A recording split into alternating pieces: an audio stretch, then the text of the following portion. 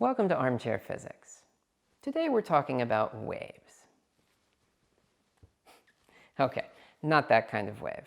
I mean the kind of wave that brings us information about our surroundings. Sound waves that we hear, light waves that we see, and there's a new kind of wave, a new kid on the block as of 5 years ago or so, gravitational waves, which are bringing us new information about the universe, colliding black holes and neutron stars and things like that we didn't know about before. So I thought today I would tell you a little bit about these different kinds of waves and give you some sense of why it took so long to detect gravitational waves, why they are so hard to measure, and why it's therefore incredibly exciting to work in this field. So first of all, what is a wave? Well, I just mean any propagating disturbance in anything. So a wave on the beach is a mass of water moving towards you. It's a disturbance in the ocean. A sound wave is a disturbance in the air. And a light wave is a disturbance in, well, actually, this was a source of some vexation for the physicists first working this out. What exactly is propagating for an electromagnetic wave? Well, we call it the electromagnetic field nowadays, and it's really just the information about what electric and magnetic forces would happen if there was something to feel them. Let me give you an example. Suppose we have a positively charged particle and a negatively charged particle. Now, opposites attract, so they want to move towards each other. And if we imagine from the point of view of the garlic over here, well, it wants to move to your left, right?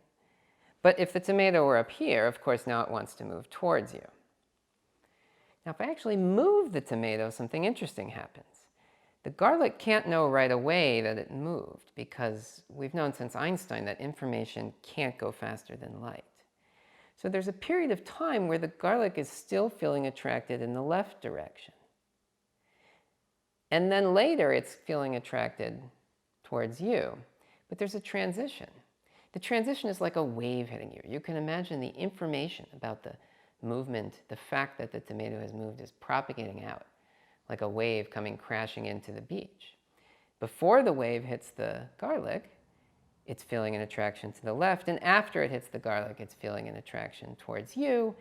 And in the intermediate state, well, it sort of feels the effects of the wave. That's what an electromagnetic wave is, and we say it's a propagating disturbance in the electromagnetic field. Gravitational waves work exactly the same way. We don't worry about there being charge. We just say there's one object.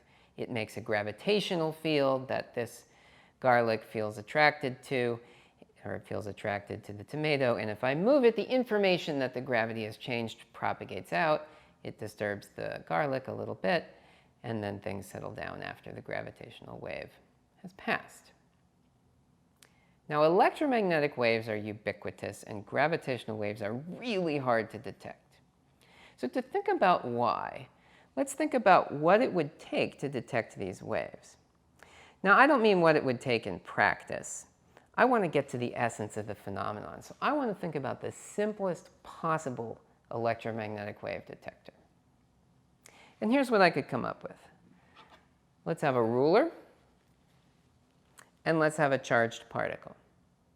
All right, now if an electromagnetic wave comes in, what's going to happen? It's going to move the charged particle a little bit, and then things are going to settle down. Now, we don't want to have to be holding on to the charged particle, so let's just do this in outer space. Let's imagine we're away from the Earth in a spaceship, and we just sort of drop off our ruler out here. We drop off our charged particle. We go away so that we're not affecting the measurement apparatus, and we look at them. Charged particle moves. We see that it moves relative to the tick marks on the ruler. We write that down. That's our measurement of the electromagnetic wave. And that works great. Now think about what happens if it's gravity. It's a gravitational wave coming. This thing doesn't have any charge. Doesn't have to. What happens? Well, the wave comes through and it wiggles the garlic. But here's the thing about gravity. Gravity doesn't care whether you're a garlic or a ruler. I talked about this in the video last week. Gravity's going to move the ruler too. It's going to move it in exactly the same way. And you might think, well, okay, wait a minute, can't we in our spaceship just watch them both go up and down? Well, sort of, but you need a reference to make a measurement. You might say, well, I'm going to use my spaceship camera. Well, your spaceship's going to move up and down too. Everything's going to move in the same way, okay? As long as that gravitational wave coming through you isn't changing too rapidly spatially from place to place, it's going to be incredibly hard to detect. The only way you can detect it is if the wave, if these are aligned like this, and the wave is coming through such that gravity is a little different near me than it is near the ruler. Now, real gravitational waves are like that, but that's why they're so weak, because you're not measuring any kind of absolute displacement relative to any standard. You have to get some tiny relative displacement. And that's what the physicists at the LIGO experiment did. We have other detectors as well now. They managed to come up with an apparatus that had two test masses, much like the ruler and the garlic, and the test masses wiggle, and they used lasers, and they detected wiggles that are less than an atomic nucleus in size. That's how weak these relative wiggles are between the two masses. But it's been done, and it's now routine, and gravitational wave astronomy has really revolutionized our understanding of the universe.